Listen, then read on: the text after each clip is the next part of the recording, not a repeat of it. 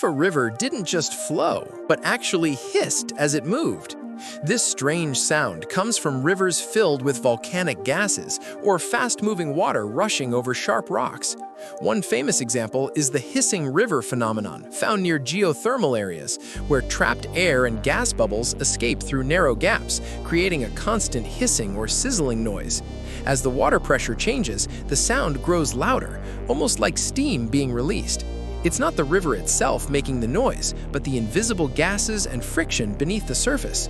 Nature doesn't just shape landscapes, sometimes it adds its own eerie soundtrack.